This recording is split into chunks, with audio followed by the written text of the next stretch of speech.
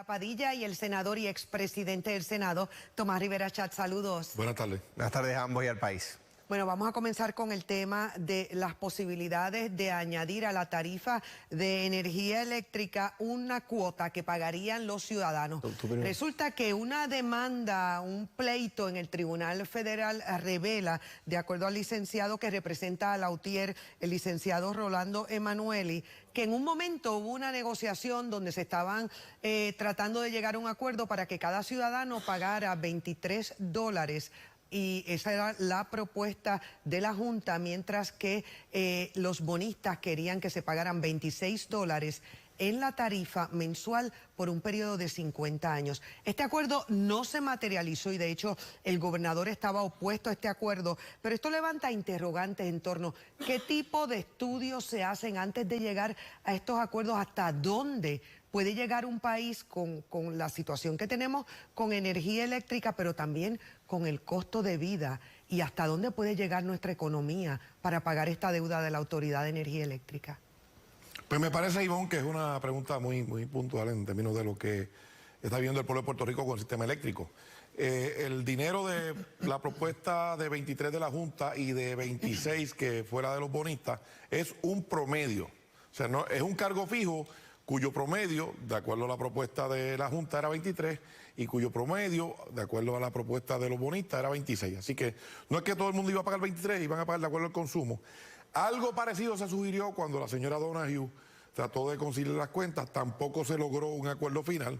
Así que no se trata de que ya se acordó y se va a comenzar a cobrar, pero eventualmente el tribunal va a tomar una determinación sobre eso. Lo importante es, y lo que el licenciado Emanueli nos dice, es que esa deuda la acumularon, entre otras personas, sus clientes.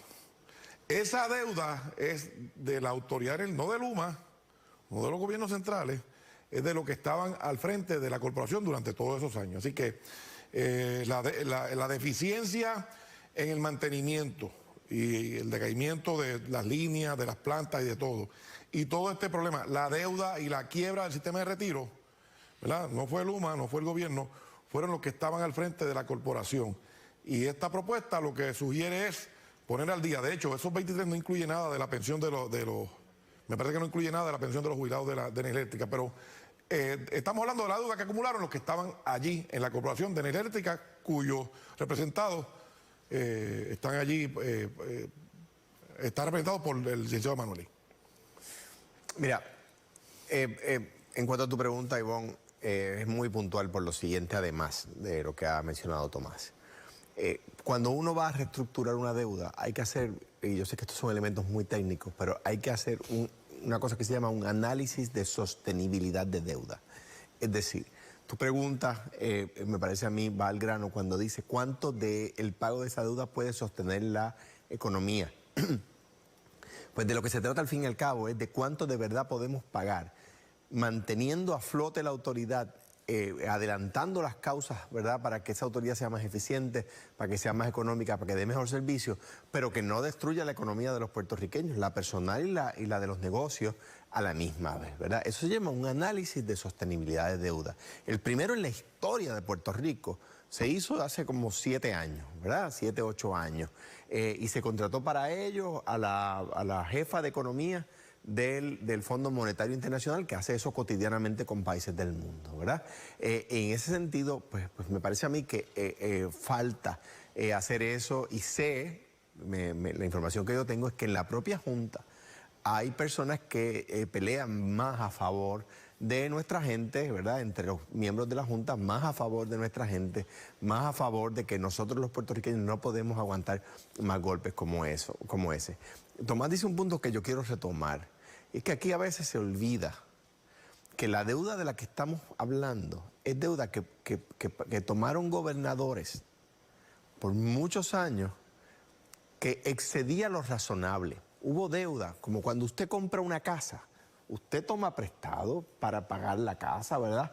Pero usted trata de no tomar prestado más allá de lo que usted puede pagar. Hubo deuda que gobernadores de ambos partidos tomaron correctamente para hacer buena obra pública, deuda que no estiraba los pies más allá de donde daba la sábana. Pero hubo otros gobernadores que tomaron, también de los dos partidos, que tomaron deuda en exceso de lo que podíamos pagar. De eso es de lo que se trata la reestructuración de la deuda, de reestructurar, de reducir el pago que hacemos anualmente de la deuda del país como país para ¿verdad?, echar adelante las causas de la gente sin agravar demasiado la realidad que vivimos. Y de eso es de lo que se trata esta reestructuración. Algunos de esos préstamos los celebraron gremios, lo celebró la prensa, lo celebró todo el mundo. Cuando se anunciaba un aumento en época de crisis, mire, eso era con préstamo. Y no se le decía al país que eso era con préstamo. Pero la UTIER no administraba la Autoridad de Energía Eléctrica. La UTIER, como cualquier entidad, hacía su negociación colectiva, pero no era quien cogía el préstamo, hacía sus peticiones y la autoridad podía denegarle a la UTIER todas sus peticiones. Era una cuestión administrativa, ¿no? Bueno, pues entonces digamos que Lutier no tiene culpa de nada, que son sencillamente unas víctimas y que todo lo que ocurrió, ¿verdad?, durante tantos años de pobre mantenimiento, que todas las huelgas, todos los paros, todos los apagones que se provocaron como parte de la negociación no tienen nada que ver con esto. Aquí nadie se chupa el dedo. Ciertamente, cuando había reclamos de negociación del convenio colectivo, pues el pueblo de Puerto Rico lo tiene bien claro. Y aquí no se está eximiendo a nadie. Los que estaban al frente de la Corporación de Energía Eléctrica tienen su cuota de responsabilidad y eso pues no puede quedar, ¿verdad?, tampoco olvidado. Pero ciertamente la UTIER exigía aumentos constantes en los convenios colectivos, había paros, había presión política y ahí la tienen. Y esos que no le dieron mantenimiento y esos que estaban haciendo todo el tiempo aumentos y son los que hoy quieren regresar a la Autoridad Eléctrica. En cuanto a ese punto, le dije a Lautier cuando era gobernador, en una protesta que me hicieron, les dije, cuidado que lo único que hay entre la privatización y ustedes soy yo. Y ellos lo escucharon y saben que es la verdad. Bueno, la historia me ha dado la razón, ¿no? En cuanto a eso que he dicho, vamos a mover el tema fuera de la autoridad para bajar, ¿verdad?, el diapasón de la discusión. En la AMA, gente muy buena, empleados de primer orden, el convenio incluía, uno de los convenios más recientes, el que yo tuve que administrar, incluía que tomaban libre el Día del Astronauta y si trabajaba en el Día del Astronauta, usted escuchó bien, el Día del Astronauta, había que pagárselo a tiempo doble porque ese día era libre. Ivonne tiene razón en la pregunta. En la unión de la AMA pedía eso. Y tan mal estuvo el gremio que lo pidió como la administración de la AMA que lo concedió. ¿Que Lautier hizo reclamos irrazonables en su convenio? Sí. Y yo estoy en contra de la privatización. Estoy de acuerdo con Lautier en oponerme a la privatización, pero nadie puede discutir que hubo reclamos que se hicieron que eran más allá de lo razonable. Pero también estuvieron mal los gobiernos que aceptaron esos reclamos porque iban más allá de lo razonable. Bueno, muchas gracias por el análisis. Mañana podemos continuar.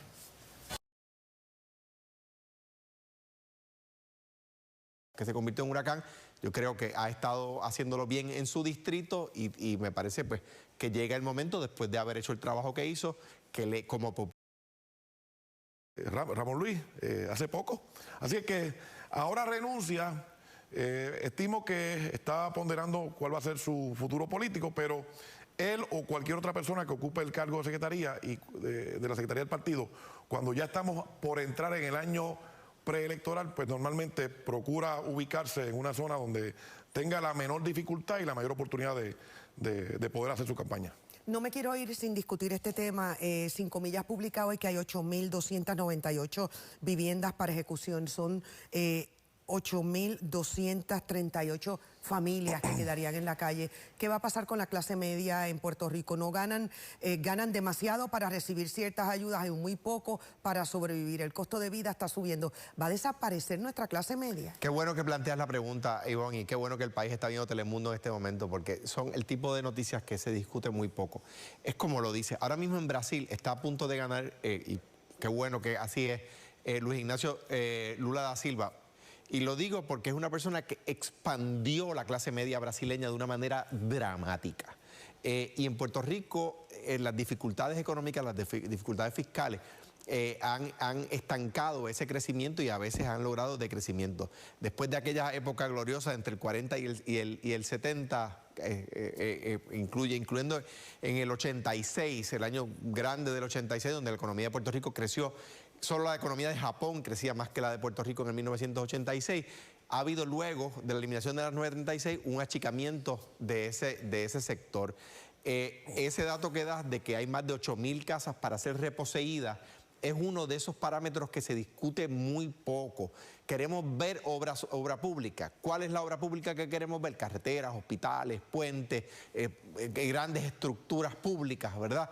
Cuando la gran obra pública, la gran obra gubernamental que los gobiernos debemos tratar de lograr es expandir esa clase media, lograr que haya, ¿verdad?, una mejor repartición de la riqueza, que la riqueza de unos no sea a costa de la pobreza de otros, ¿verdad?